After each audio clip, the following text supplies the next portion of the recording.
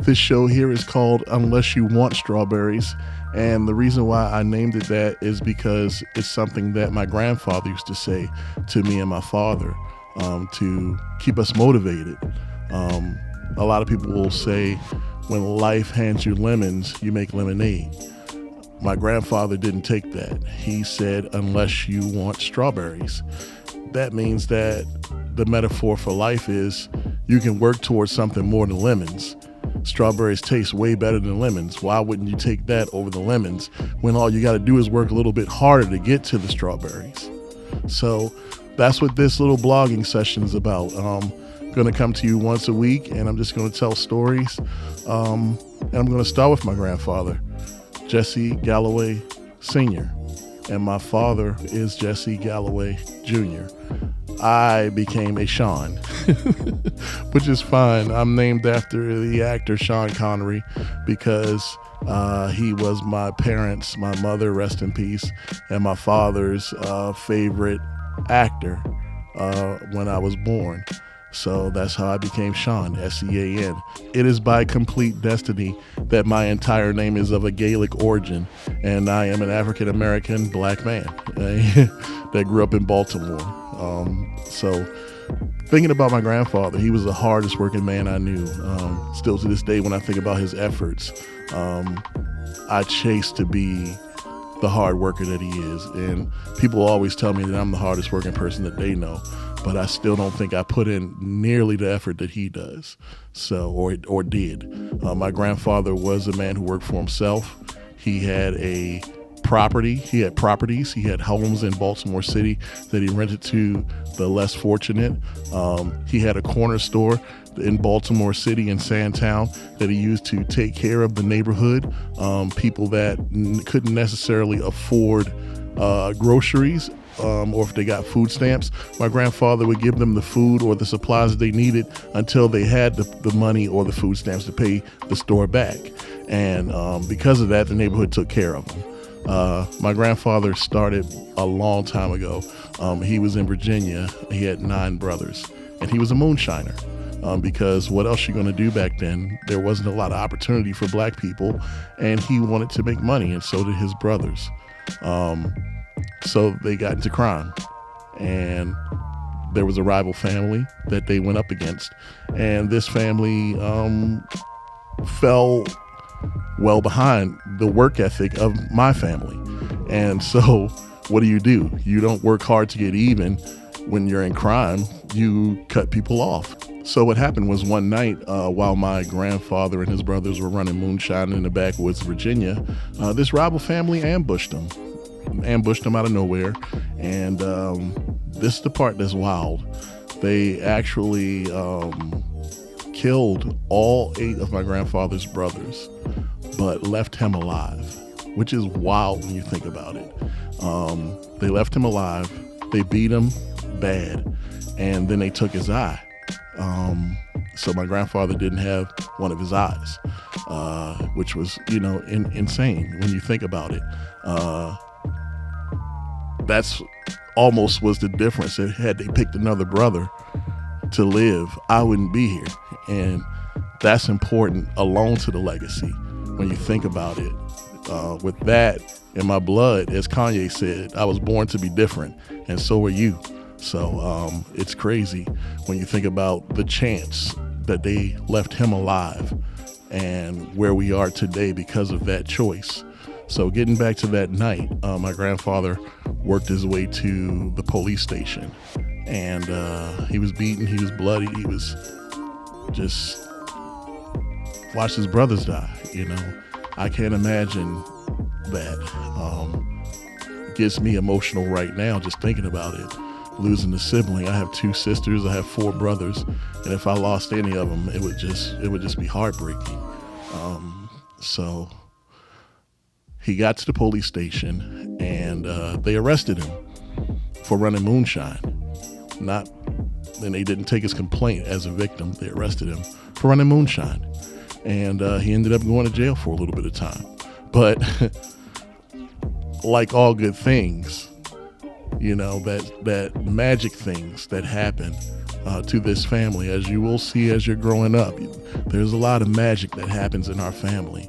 My grandfather was on the bus that was driven by the woman who would become our grandmother, or my grandmother, your great wherever at this point, or wherever you are watching this. Our grandmother was driving the prison bus, and I don't know what happened. I don't know what kind of game he spit, but it worked. She waited for him. They got out, and they started a life together that got the legacy going, that got me here in front of this microphone talking to you.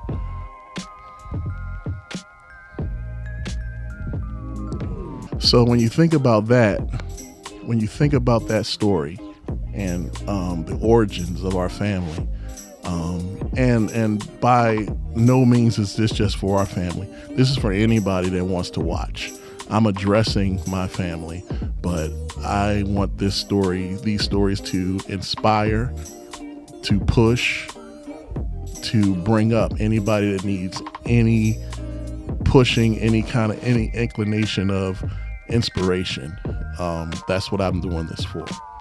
So you think about the odds of that story, and it is a true story, and where it all came from, and how our family, the origin story of our family, I'll say, you kind of owe it to yourself. You owe it to them to really push and to really do what you want to do. I sit here today, and I'll get into my story as we go along, but fast forward to right now. I sit here today, a 3-time television Emmy winner, who is a cinematographer by trade, which is a very hard thing to do for a living.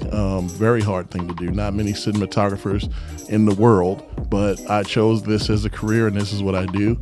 I'm a former television journalist. I was a news reporter. I was a news anchor. I was in the United States Navy as a combat journalist and undesignated seaman. Shout out to my undes. And, I have stories, so many stories for all of that. But this first episode is about what I want to pass on and what I'm going to pass on as these things go on. I feel like the term generational wealth is one that is important, but I feel like it's being used in the wrong way these days. I feel like it's a oversaturated term, and I feel like it's lost its meaning. It doesn't mean that I necessarily want to leave you with a lot of money. If I do have money, of course, I'll leave it to you. If you're worthy. If you're not, I'll adopt a fucking pet and leave it to the pet. Like, that's the kind of person you're dealing with. That's the kind of person your grandfather or whoever I am to you watching this is. I'm a humanitarian, but I'm not with the shits. Not from anybody. So just a little plug there. But generational wealth to me means that I pass on my blueprint. I passed my blueprint. My grandfather's blueprint to me was hard work, work ethic. When you are on, don't turn it off. Never turn it off.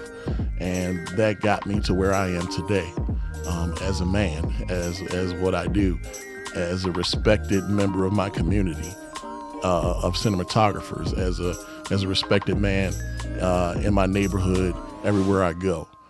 So the blueprint is in my mind. Just like my grandfather put it here, I want to put it there for you so that you know exactly where to go, and take it to the next level, work just as hard as me and get it just as high as I did.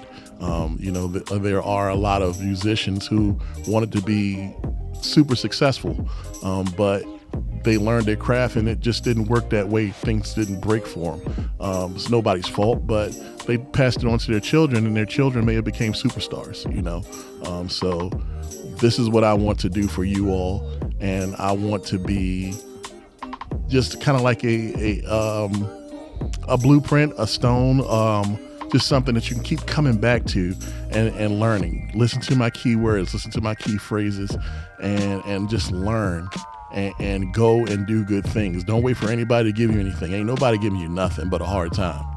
Like, people will sit there, this world, it will sit there and watch you struggle and keep walking. You have to pull yourself up. You have to do everything for yourself. And you're not going to do it by sitting there and just praying. Prayer has to come with action. Prayer without action, you get nothing. You just get a bunch of nice words that go into the atmosphere. So I need you guys to understand how hard it takes to get to any level of anything, especially since you're black. Since you're black, you're going to have to work 3 times as hard as everybody else.